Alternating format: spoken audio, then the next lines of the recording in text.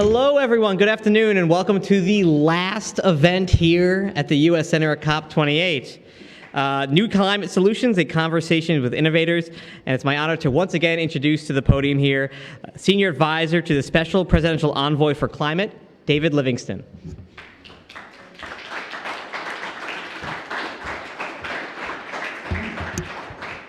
Thank you very much. Ladies and gentlemen, distinguished guests, welcome once more to the U.S. Center. It is a pleasure to be with you today, and it's a pleasure to be able to conclude this U.S. Center with where it all begins: innovation, entrepreneurship, and the ingenuity of the private sector as an engine for climate action. Let me mention also that even as we celebrate the bottom-up innovations that are taking place here today, the North Star that we all are looking up at, that is net zero by 2050, to keep the critical goal of 1.5 degrees C within reach.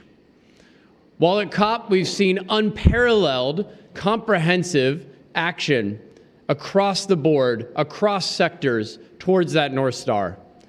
Tripling of renewable energy by 2030. Doubling energy efficiency by 2030, tripling nuclear energy in a historic pledge by 2050, slashing methane emissions by 30% by 2030, and resourcing that goal with $1 billion in new grant money towards that effort, targeted towards the Global South. We've also heard more about the programs and initiatives and funds that have been mobilized and put on the table. According to the COP28 presidency only a couple of days ago, over $58 billion had been mobilized at COP28 in new commitments and new announcements.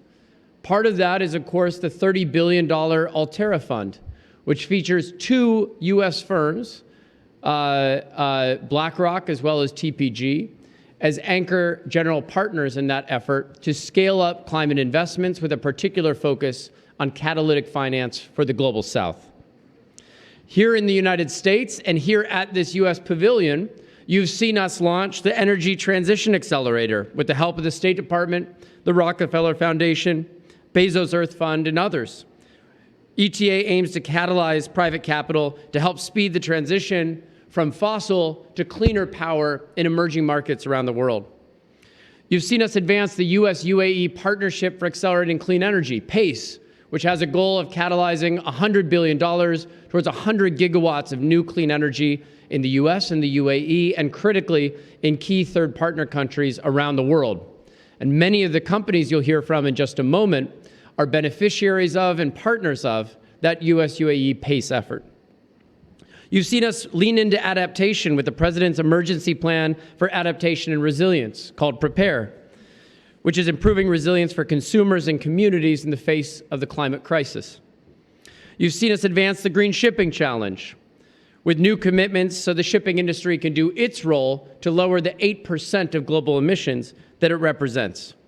You've seen us launch new commitments under the Agriculture Innovation Mission for Climate, which now features $17 billion in new investment in climate-smart ag innovation mobilized since Aim for Climate was launched by President Biden and our partners in the United Arab Emirates at COP26 in Glasgow.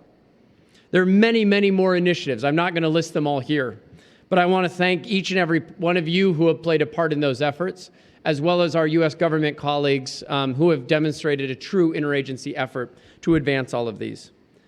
And of course, you're also all familiar with what we're doing at home in the United States, the Bipartisan Infrastructure Law, the Inflation Reduction Act, which is not just a U.S. decarbonization effort so that we meet our own 2030 national climate target, our own 2030 NDC, but it's also a global decarbonization platform.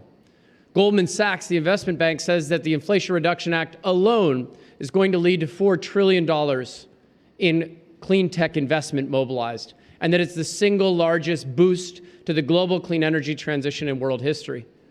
Rhodium Group says that for every ton of CO2 we reduce in the United States through the Inflation Reduction Act, 2.4 to 2.9 tons are going to be reduced outside of United States borders.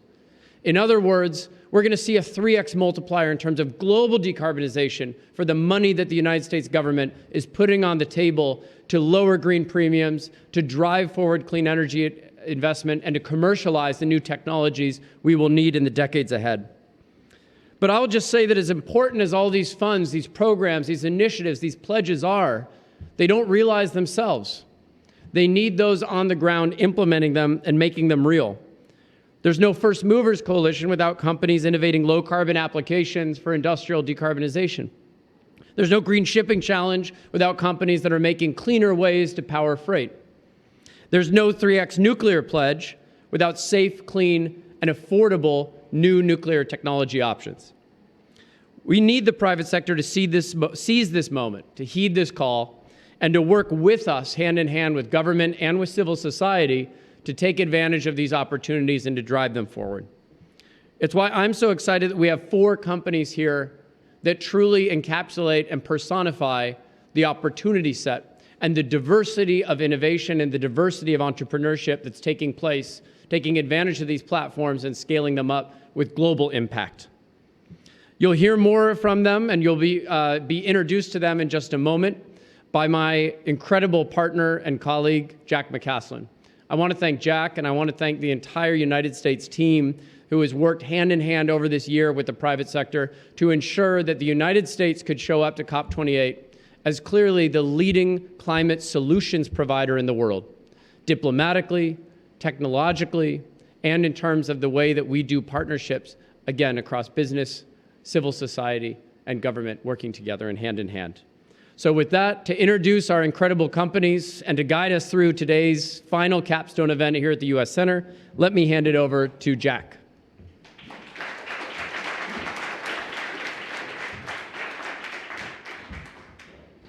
Thanks, David. No pressure. So in the spirit of all that, in the spirit of appreciating the private sector role in achieving our climate goals, we have with us, that I'll invite to the stage, representatives of 4 companies. So we have David Veely from SolarSpace. We have Lars Hurlitz from Lighten, Doug McDonald from GE, and Angela Homsey from Ignite Power. So please welcome to the stage.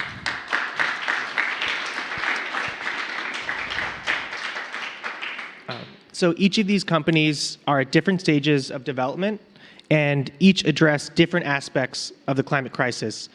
But they share 2 things in common. First, they can point to recent developments in the deployment, in the commercialization, and the scaling of their technology solutions, in which we hope they can share with us. And second, each of their solutions should really change the way that we think about their issue area, change the way we think about water desalination, about batteries, about nuclear power, and about energy access. So David, from SolarSpace, I'll start with you. You're a desalination company, among other things. And there are over 21,000 desalination plants worldwide, and half of that capacity is located in the Middle East region. I like the music. I'm just gonna roll with it. All right. So last year, I'm not rolling with it, never mind. I love it. What an intro. Great. So It was not me. all right, wasn't David. All right, so last year, the UAE got about 40% of its drinking water from desalination, Saudi Arabia 70, Oman 85, and Kuwait 90. So desal is only going to grow in importance and is already crucial to this region. By 2030, the region's desal capacity is expected to double. So David, how does water desalination currently work? What are its current challenges, and how is your approach different? Well, thank you for having me here. I very much appreciate it. I'm honored to present our cutting-edge solar technology. So we developed it. It was developed by University of Arizona and NASA. So what we do is we have optical mirrors, telescopes really. So we concentrate the solar light using telescopes. And then at the focal point, we are able to reach over 1,000 degrees Celsius, which is like a lot of.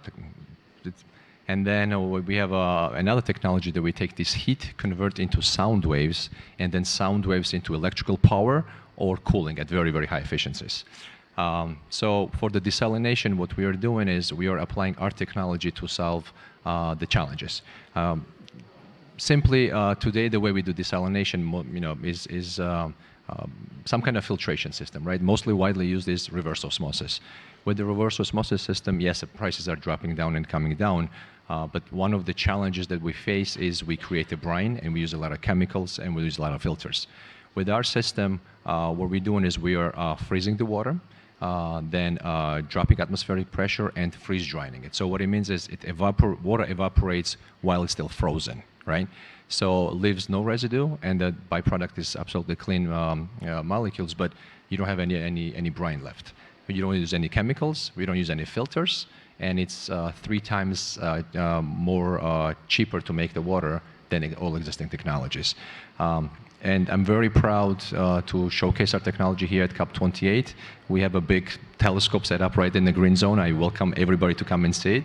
And I think the visual will speak louder than my words can. So I welcome everybody to come see it. Great. Thanks for sharing that, David. And Lars, I'll go over to you. So in the effort to decarbonize road transportation, EVs have played a central role. And just last year, in 2022, 14% of new car sales were electric, and that's up from just 5% in 2020.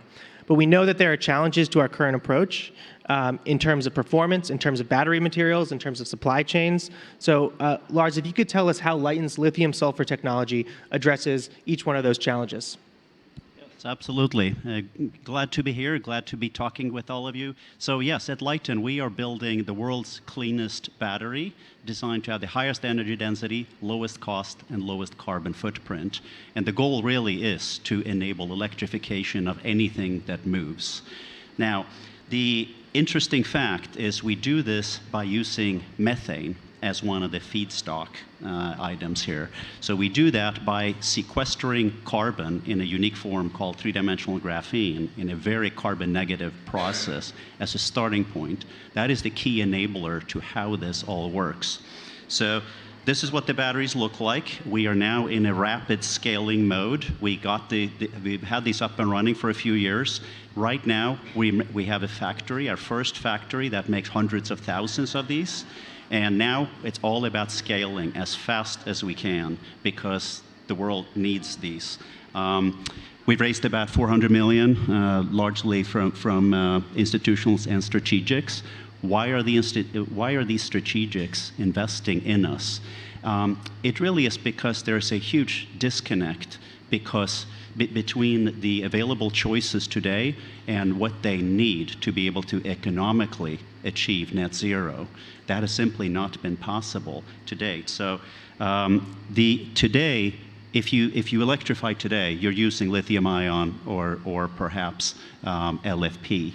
And that comes with quite a few challenges. One of them is supply chain challenges. Graphite, nickel, manganese, cobalt, they all come from Congo, Russia, and especially China. And as you're well aware of, that has become a significant challenge recently. That's not the only challenge with today's batteries. They are also heavy. They are too high in carbon footprint, and they're too expensive. And that means that as those of you who've been looking into buying an EV or driving one, which is probably a number of you like me, I drive a Tesla. What we've seen is that the first wave of electrification of EVs with early adopters such as us, that has taken place. We now need to move to the next phase for broad adoption. That requires many changes. The battery packs are too expensive, too heavy, carbon footprint is too high, and that's now significantly limiting and making almost impossible electrification, which is necessary in order to get to net zero. So the solution is a new battery technology called lithium sulfur. Lithium sulfur is not a brand new thing. It's been well known amongst battery scientists for a long time. It had not been expected until sometime next decade, largely because of one tricky material science problem, and that is the material science problem we solved back in 2015 when we started working on this. That is why we are now able to make these next generation lithium sulfur batteries that essentially solve all these problems. And so basically what we do now is we take two waste materials, we take methane and we take sulfur, instead of nickel, manganese, and cobalt. That means that you're not going through the mining, you're not going through these geopolitically challenging situation of supply chain with materials coming from all over the world, and chemical processing, et cetera, that have lots of greenhouse gas emissions.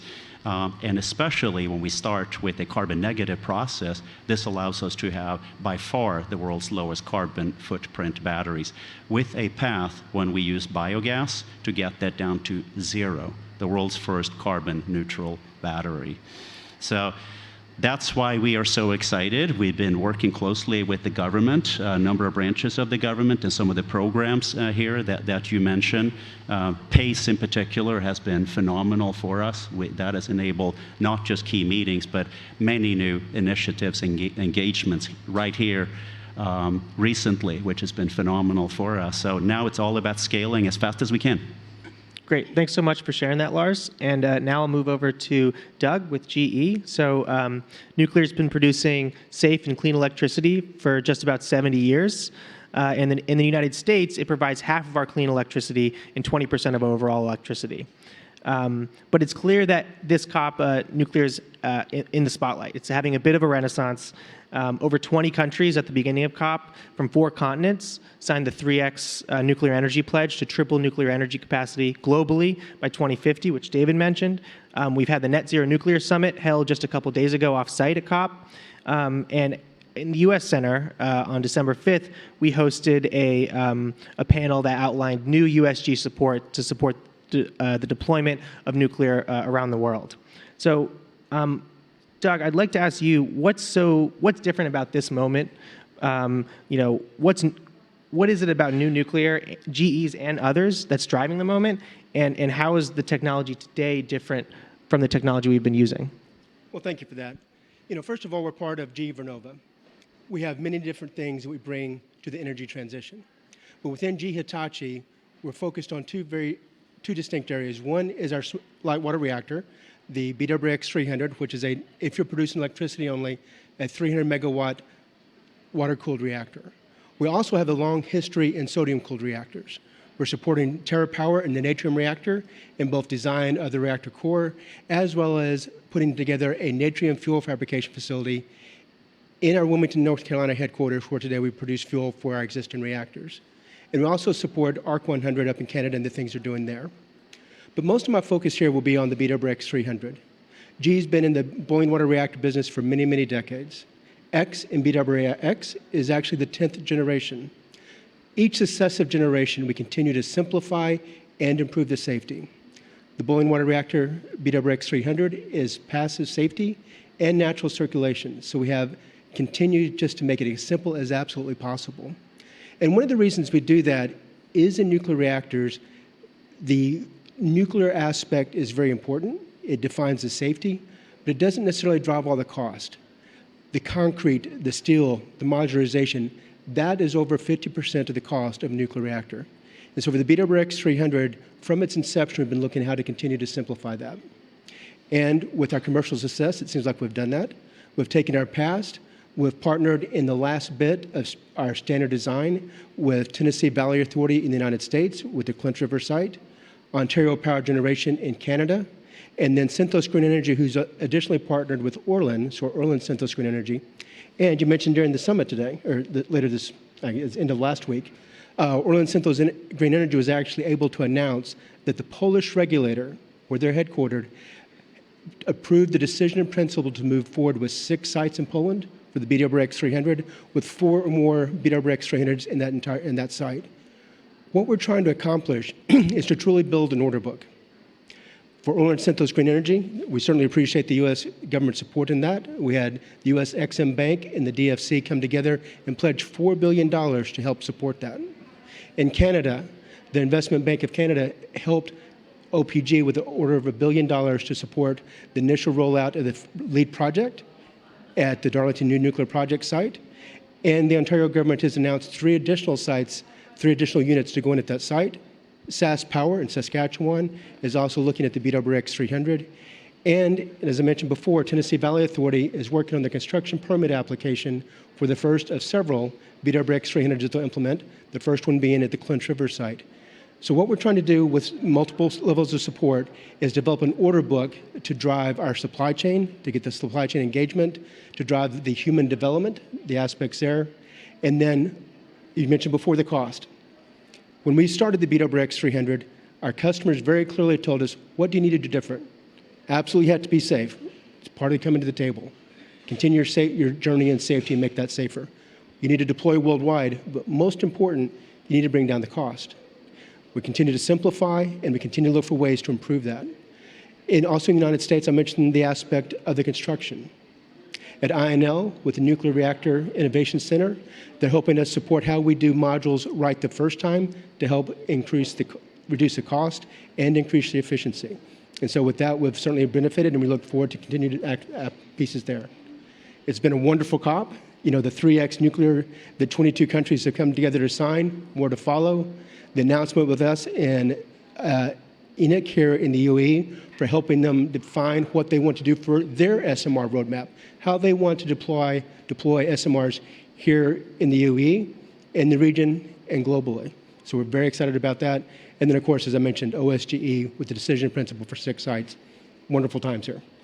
Great. Thanks for sharing that, Doug. And over to you, Angela. So many of you may actually recognize Angela because on December 1st, she won the energy category for the prestigious Said Sustainability Prize. So she's been getting interviewed a lot, been on lots of panels, so we're thankful to have her here. And so much of what we talked about on this panel so far is about technology switching. It's about getting clean water, getting from point A to point B, providing clean power to the grid, but all done in a way that's more conducive and better for the planet and more congruent with reaching net zero. Ignite, on the other hand, is focused on providing reliable electricity to those who don't have it. And one thing in particular I know you focus on, Angela, is providing energy to those last mile customers. So what do you mean by last mile customers? What are the challenges in ensuring energy access to them? And what makes Ignite's approach different and so far so much more successful than others? Thank you for having me today. It's amazing being here with all of you. At Ignite, we're building what we believe is the future of life-enabling infrastructure for emerging markets. Eventually, probably for developed market too, but for now, we're developing on sub-Saharan Africa. That future of infrastructure, in our opinion, is one that is entirely distributed and that is entirely decarbonized, fully digitized, to be able to manage such complex operation, and as well democratized in the sense that in most countries in Africa today, you have somewhere between 18 and 25% of the population having access to the grids. Most of the people lives in area where there's either no grid or a failing grid, one that does not provide to the needs of the people. And that's true for power, that's true as well for internet access, for both of them. So at Ignite, we're building an entirely distributed nation-scale infrastructure of power and internet for those people living on those rural areas. Now, in terms of doing this, I mean, if you're about doing it for a village or for 1,000 or 2,000 people, the science is pretty proven at this point, and it works really well. We know what needs to be done. If you want to provide it for millions of people, or hundreds of millions of people, this is a highly, highly complex operation that necessitates a lot of different technologies to enable going into the last mile. The last mile that we're talking about, it's roughly 2 billion people all across the world. There's about 70 plus countries with energy poverty today. And so managing those operations in the last mile necessitate a lot of different technologies around visualization, digitization, mobile payments, verification tool for highly transparent supply chain into those countries, and reaching those hardest to reach part of the world. And what I'm talking about really here is at the center of what we call SDG 7, right? Access to clean, safe electricity. And if you look at SDG 7, it's very important for the people that we serve because it's giving them tools for poverty alleviation, for having access to better healthcare, getting away from diesel or candles or kerosene, which have been very big killers in Africa. It's giving them tools for education. We power homes, we power school, we power rural clinics and businesses across those countries, those 10 countries where we operate today. And so that's a very key, important point because it reaches really on all of the different SDGs. And either we do it through clean power, the way we're doing it at Ignite, in a way that is, fast execution, reliable execution, and getting deep rural, covering universally the population of those countries, or we cannot expect them to remain in energy poverty. They will go into using more kerosene, using more diesel, using more fossil fuel-based energy supply. And that's important for us to deploy what we're doing for population health, for people's health, but as well for planetary health. So through the operation that we're doing today, we've reached about 2.5 million people. That's already about 600,000 tons of carbon emission avoided. The goal now that everything is working pretty seamlessly in a very complex environment. The goal is to scale it up to 100 million people in the next few years, and that requires working with a lot of partners. That requires both technological innovation, which we're deploying, but that requires as well a lot of market and industry innovation and a lot of financial innovations around those quite complex projects. On top of the amazing Zayed Prize that we got at the beginning of COP, which will enable us to scale up our school, particularly programs. We were very delighted to get another award as well, which was with Convergence and CPI, which is an American organization out of DC, which is one around catalytic climate finance. Because one of the big important challenge around doing what we're doing is having the right type of structured climate finance around those type of projects. In each country where we operate, we need to move the needle from what used to be a field that was led to philanthropies or impact, which is very important, or some early stage venture capital, which is as well important, but which can never solve that problem at scale. We need to move that to a framework where infrastructure investor, institutional investors, and capital owner can really come at large scale, the same way they did some 15 or 20 years ago at the early days of solar plants or different on-grid renewable energy operation. So that's what we're trying to bring to that field of distributed infrastructure. And we were talking about this yesterday. Can you explain a little bit more about, especially with your second award, this vision of providing a financial product that is more attractive to attract investors to some of these projects? So if you look at the way those projects works and are financed, you have to think about it not like a consumer product that you're selling to people, because if you're doing it that way, in a purely B2C way, I would say, then you run into a lot of problems. The credit risk of the end client is very hard to rate. Those are people living in the middle of nowhere with no address, with no bank accounts, and so on. So it becomes like a very high cost of capital, which means that you're basically putting at risk entirely like the concept of affordability for the markets, and you attract sources of capital that are not really scalable and that are very high yield.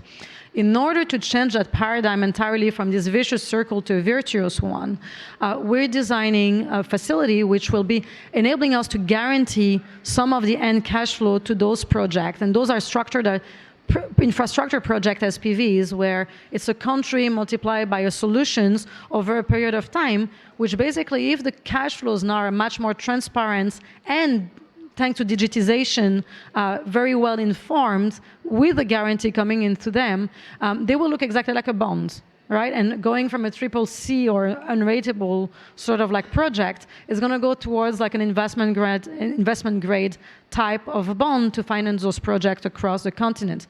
With that, you can talk to the like of the large infrastructure players, and that can come into those projects across the different countries and finance them at large scale. Got it. Thanks. And David, I'll come over to you. So now that we kind of have a sense of what your technology is, what is your, I know you've been working on a pilot project here in the UAE, so what is your vision for the next couple of years into 2030 about how your technology is deployed and what role it'll play in the region? Sure. Well, first and foremost, we're a startup, right, from Tucson, Arizona, so I want to thank my team. There is no way we could have done this without them. So Sala, Imke, Leo, Trent, Roman, and Vanessa, there is no way we could do this, none. So thank you guys. They've been here day and night working with us side by side. So thank you, all of you. I also want to thank you guys, PACE team, you and David. I want to give you a very big thank as well as the UAE counterparts.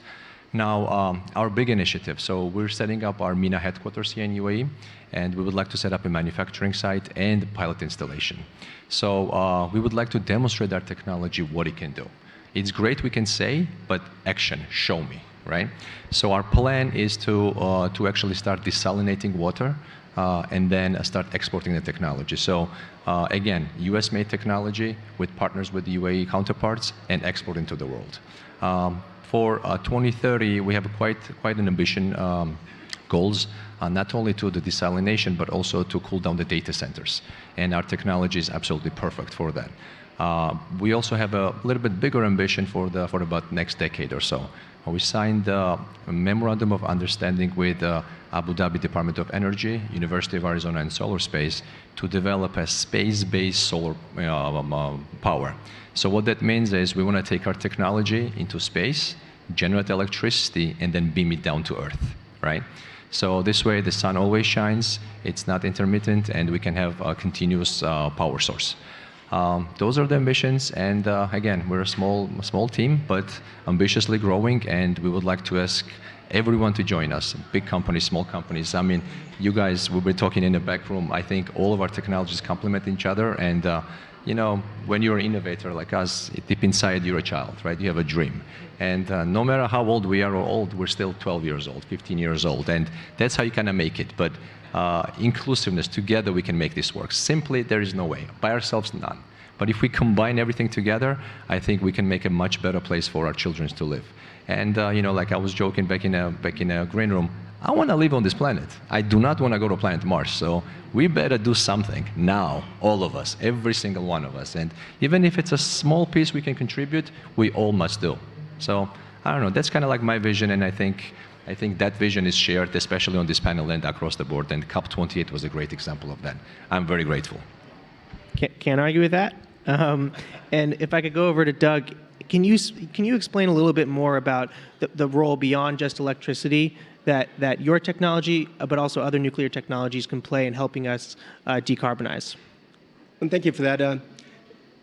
Historically, nuclear has by and large been electricity production. However, it produces power, and it's carbon-free power. How we did choose to use that power has some flexibility there. For the BWRX 300, we're light water reactors, so about 285 degrees Celsius is where our temperature gets up to. Some of the Gen 4 technologies get much higher in the 500 degrees Celsius range. But what we can take is you can split out the electricity to make some electricity, but also take some of the other heat and then use that to do for things such as desalination. It's reverse osmosis, but that is known today. But how can you use part of that heat to do reverse osmosis? District heating is one that we find, if you will, a low-hanging fruit.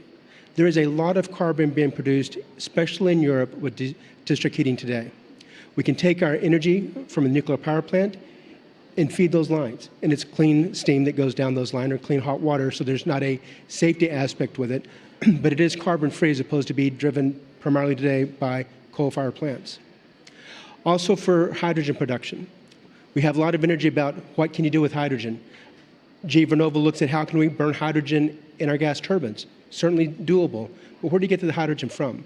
One of the ways we could do that is take the electricity as well as the energy, the heat, out of a boiling water reactor, the BWRX 300, send it to solid oxide electrolyzers, and produce hydrogen in a more efficient manner than we do today. And there's a range of other pieces we do. We're also very excited with sustainable aviation fuel, where you feed direct air capture with the hydrogen, combining the carbon and the hydrogen that we're doing that to make sustainable aviation fuel, and other forms of sustainable liquid fuels as well. And so it is very amazing what we could do today.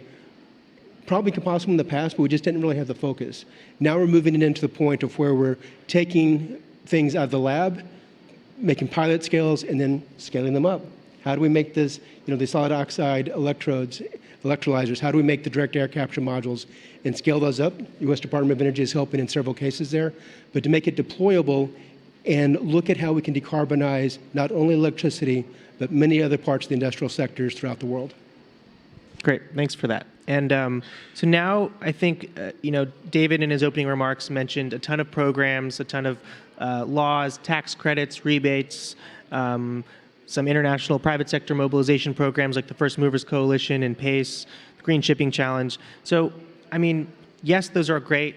They all have cool websites, but really curious to hear how those specific or other private sector mobilization initiatives actually affect you, the private sector? Do you feel mobilized? Do you feel supported? And sort of, if you could maybe talk about one or two of those that have played an important role in your company's journey. And I'll start with David, and we'll go down the line. Yes. Again, I want to emphasize us as being a startup, right? And for us, every single step has been very grateful. So our journey started 5 years ago in a lab, right? And combining all those technologies. But our big unveiling was about a few months ago on a green tech mission, and we came together. And since then, PACE initiative and other programs as well are paving the way for our company to strive.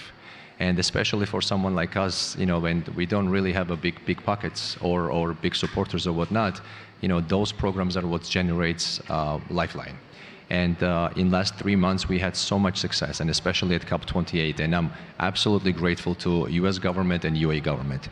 We had top-line officials stopping by and giving us full support, but not only talk in a support, but also action. And that's what's kind of like navigates us. Does it mobilize us? Absolutely, absolutely. And I think with so much support, my vision is that very soon solar space will become a common household name. And there is no way we could have done without U.S. government support, UAE government support, and also the private sector. We're talking about partnerships. Again, my vision is to be inclusive, right? And every single one of us has a piece of technology, but if we combine all of them together, now we have magic. When you were describing about the heat, I think we can do something together very, very magical. And same thing, it's about friendship, partnership, and moving forward for the better. So yes, absolutely. So as a startup, even just having that sort of political focus, political networking, introductions is really crucial to you early on. Absolutely, it's priceless. Usually companies spend millions of dollars on the PR, and we didn't. And we got all the limelight, and again, technology speaks for itself, but it has to have a platform where it can speak for itself. And US government gave us that platform, COP28 definitely gave us that platform, UAE government gave us platform, embassies on both end, US Embassy in Abu Dhabi and UAE Embassy in Washington, DC has been tremendously helpful, and I want to thank every single one of them personally. And again, coming from the small company like us, those supports what can make it or break it. And I think we can be an example for the others who are thinking, how can we make it work? Oh, it's very complicated. It is, but it's not. Just ask for help, ask for a question, and the governments are there to help, and they do a great job. And Lars, same question over to you. Sure. So we have benefited substantially from existing programs, and we do have some ideas on what else could we benefit from in order to scale faster. So PACE, I mentioned earlier, that's been tremendously helpful for us to set a lot of things in motion. In terms of U.S. Domestic programs, we have the bipartisan infrastructure law. That is helpful in terms of grants. We have the LPO, the Loan Program Office of the Department of Energy, to help with favorable loan terms when you, in our case, build very expensive gigafactories.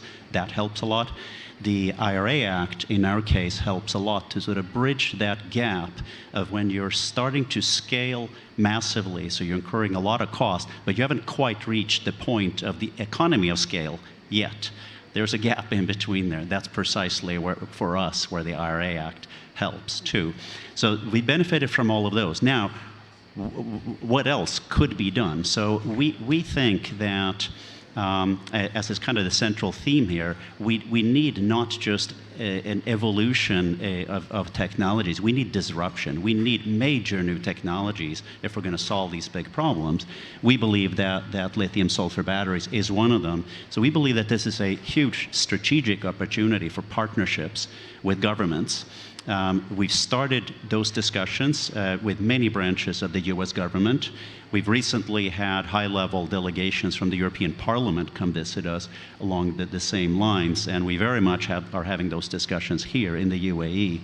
But to get more specific, what forms could that take? So to give an example, the United States government purchases a lot of batteries every year, over $1 billion worth every year. why not start to redirect some of that to batteries that are locally made, much lower carbon footprint with better performance? That this is something that we are trying to work on with the US government right now, but there isn't any one particular program to help with this. We think that this very much would be a win-win-win for the world, for the government, for us, for everybody, citizens of the world. Got it. Thanks for sharing that. And Doug, same question to you, but I'd also just want to hear your specific perspective on the 3X nuclear energy pledge, just because there's lots of pledges. It's a piece of paper. So what does that piece of paper mean for you, and then any other programs you want to talk about? As we look forward, we've been beneficiaries of a lot to date. You know, the Advanced Reactor Demonstration Project through Natrium to help us develop fuel and things like that. The other ones I mentioned through INRIC and the Import-Export Financing Bank. But where to really take it to the next level? So supply chain is a very tricky thing, especially in nuclear, where we've had several stops and starts before. One of the things the Inflation Reduction Act was trying to support that. However, we've seen actually very few on the nuclear side to really take advantage of that because they don't necessarily at all now see where the future will be. Our order book's developing that will help support it, but if we could find a way to really put a backstop behind it or allow them to move forward with a little bit less risk, I think a lot of the supply chain would catch up with that. We're doing our best to build the supply chain, the backlog, so the supply chain picks up. And it's really interesting. We have enough supply chain internationally today to deploy several projects. But what do we need to do? 3X. Our customers already have been telling us orders, well, maybe not 3X, but quite a high number. And so we're starting to get comfortable with how do we do several projects at a time. But now we need to get more comfortable with how in the 2030s we're doing multiple dozens of projects at a time. And then not only dozens of projects at a time, but how do we get dozens of projects to go commercial every year? And that's quite a bit of an expansion of where we are today.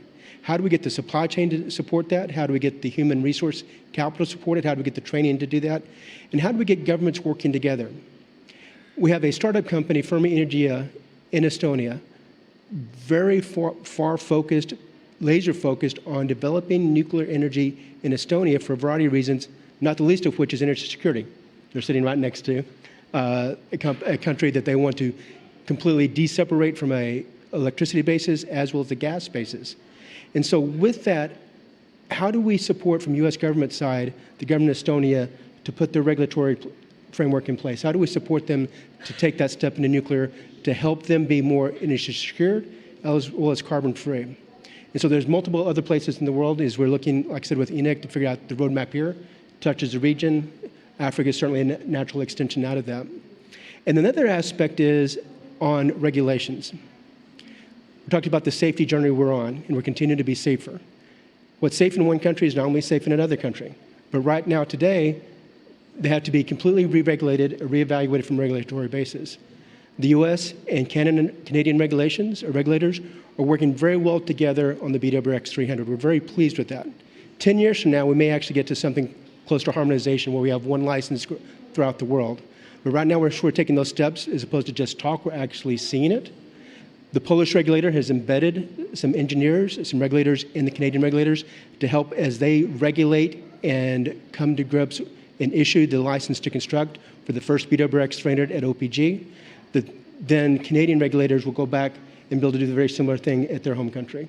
So how do we work together in a regulatory framework to actually increase cooperation, take that to the next level?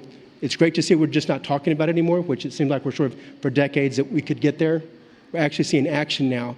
We need to take it even to a next level up. How do we really get the regulators working together so they can determine what's safe and it's safe worldwide, no matter which country it actually goes into? So those would be quite helpful for us. Got it. Thanks for sharing that. And Angela, over to you. Same question, but also a focus on SDG 7. I know that's a big part of your work and the SDGs in general. So if you could just talk about how that helps frame your work, what impact that has on your partners, and then also any other programs you want to highlight. Sure. First is one thing I want to highlight, and we work with many different governments through our work. We've developed a model called the PPMP, which is private-public multilateral partnerships, which is a way as well to have different sources of monetization, both from our end clients, from our local government partner across Africa, which are working directly with us, as well as like multilaterals that help support those government partners on the ground across the continent. Out of all the government I've worked with, there's nothing like the US government. And I have to say that the work that has been done through all the different initiatives that David mentioned earlier, and through the IRA in the US and beyond, is something that for us, people that believe into a green, safe, inclusive future for all, is absolutely amazing, and that we hope will be replicated over and over by other government partners all over the world. In terms of the way we've been working as well with different parties out there is by making sure that like in the different parts of our project we can plug into different like government partnership that we have with partners. So for example, we've worked with for some project with USAID in supporting some more difficult areas where really it was hard to find a commercial case for that, but that will have a very high SDG impact in terms of supporting local communities. And we've done that in Sierra Leone, for example, back in the days, in villages that really were, post-conflict, post-Ebola, and supporting those parts, and that was with the help of the US. We've done as well, we're hoping to work more with some other programs that you guys have been putting together, such as SPACE, since we have one foot into the UAE and one in the US as a company, and we want to really like plug more into those generally global partnership in order to advance what we do. In terms of the SDG impact of our work, I want to focus on SDG 7, but as well on SDG 13, because yes, like every new installation that we make it's many people getting lifted out of energy poverty and getting that access to key infrastructure for their development. But it is also very important for our global climate targets. If you think about it, I would like to say carbon has no border. I like to say as well, people that get into a very dire state of poverty don't respect border either, right? So not getting SDG 7 right is going to be a problem for carbon emission for all of us. It's going to be a problem for refugee crisis for all of us. So the work that we're doing and the support that we're getting from our amazing government partners, I think it's important to think that this is about economic development for the emerging world, but it's as well something that's important for all of us countries and industrialized nation out there to get it right. Great, thanks for sharing that. I think since we have a little bit of time, and maybe we can just quickly go down the line again, if there's just one piece, like one major takeaway from all that you've said today that you want to leave with the audience, whether that's about your technology, whether that's about the type of government support, whether that's the type of private sector mobilization or private sector partnership, what's one thing that you really want to leave the audience with? And also the other innovators, the other private sector actors that are hopefully listening to this. And I'll start with you, David. I saved this for the last, right, as a closing remark. So I would like to announce that we are, well, let me just kind of go back a little bit. So today when we have oil rigs in the middle of the ocean, we have engineers who go and work on the oil rigs. We're trying to develop a space-based energy, right, the power in space. So we need engineers there to work on it. So I would like to announce that we are creating a space training for future engineers. And we're going to be putting together, there's still a lot of moving parts. It's still not there, but hopefully very soon we're going to put it on our website. And I would like to encourage people who are interested to become maybe space engineer in a decade or so. Come to our website, apply, and also I want to open partnerships with the different universities and different private sector as well as governmental agencies. Let's create the future together, because this industry will be needed, and academia and educating kids is a big must. So space training for future engineers. Here we go. And Lars? In summary, I would say that there is now a new technology, battery technology, lithium sulfur, becoming available that is addressing and solving huge problem. So these batteries are by far the lowest carbon footprint, lowest cost, lowest weight, with no supply chain dependency on other nations, meaning anywhere in the world you can have 100% local supply chain, local manufacturing. Because of these benefits, we also think that these batteries are ideal not just for the developed world, but also the developing nations, global south. A big challenge often is you need economic growth, but we don't want emissions growth. That's precisely what these batteries naturally give you. Thanks, Doug. Another message I'd like to leave you with is around momentum. We've developed a lot. We're getting great starts in Canada, United States, Poland, but there's a lot of the rest of the world out there that I'm not mentioning at the moment. So how do we truly reach those pieces? How do we get the supply chains together? How do we develop and continue to build on this momentum we have? From nuclear in general, this has been a wonderful COP. Several COPs ago, you might say that nuclear was quite a bit on the outside. Today, it's front and center and very much recognized as an important part to decarbonize the world. We have the momentum started. Help us get it there and realize that dream. SDG 7 is not a very complicated to solve SDG. It's still going backward, by the way. From the targets that we had, we're going backward because of demographics. You can imagine, Africa is going to be the most populous continent. It's going to be soon to be 2 billion people at the pace at which it's growing. Yet, SDG 7 is solvable now. The only reason it has not been done is not, again, a failure of science or anything. It's a failure of really accelerating the pace of deployment of existing technology that exists.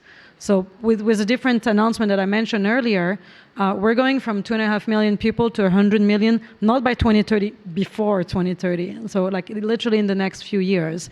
And that's something we know how to do. We have 99.98% effectiveness and positive verification in our execution rates. So that's something that we're very confident into achieving. When you've done 100 million people, you can easily extrapolate in your head, okay, how do I do 1 billion people, right? You just multiply by 10. It's something that you can visualize. But what I want to say is just by having all the ingredients in the table here, which is partly government, private sectors, and the local operators, the local government partners as well across the emerging market world, SDG 7 does not have to be a problem anymore right now. Great, thanks for that message. And I'll just close out very quickly.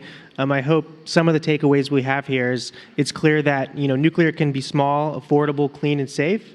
Water desalination can be more energy efficient, more affordable, and have a lower environmental impact. Batteries can be lighter, more energy dense, more energy dense, and carbon negative. And delivering energy access to those who lack it can be scalable and more affordable. And so this panel represents the experience and promise of just a small slice of all the private sector actors who are out there innovating and helping us achieve these goals.